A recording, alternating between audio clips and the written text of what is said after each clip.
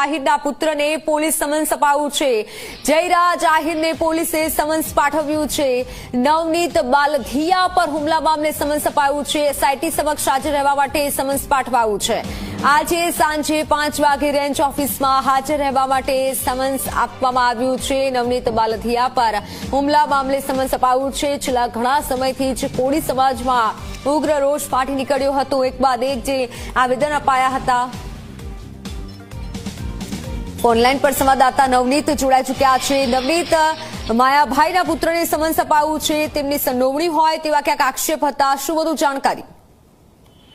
ચોક્કસ, ખાસ કરીને જે કેટલાય દિવસથી જે મામલો છે એ ચગડોળે ચડ્યો છે એવું કહી શકાય, કારણ કે ચકચારી પ્રકરણની અંદર માયાભાઈ આહિરના પુત્ર જયરાજ આહિરનું નામ છે એ સામે આવતું હતું। બગદાણા સેવક નવનીતભાઈ બાલધિયા છે તેની ઉપર જે હુમલો કરવામાં આવ્યો હતો અને એની અંદર એસઆઈટીની રચના બાદ 8 શખ્સો ને પ્રથમ ઝડપી લેવામાં હતા। ત્યારબાદ તબક્કાવાર 3 વધુ શખ્સો છે એને ઝડપાયા હતા અને આજે ફરી 2 શખ્સો છે એ આજે પોલીસના સમન્સ બાદ હાજર થયા છે। ત્યારે વધુ એક ઘટના જે સામે આવી રહી છે કે જયરાજ આહિરને અંતે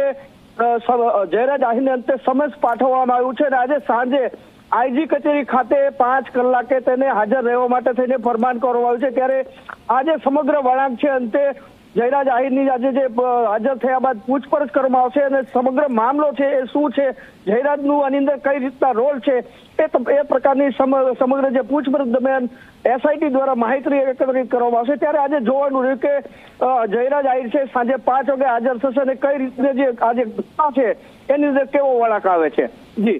જી નવનીત, આભાર માહિતી બદલ। તો સાબરકાંઠામાં વધુ એક પોન્ઝી સ્કીમ સામે ફરિયાદ। AP consult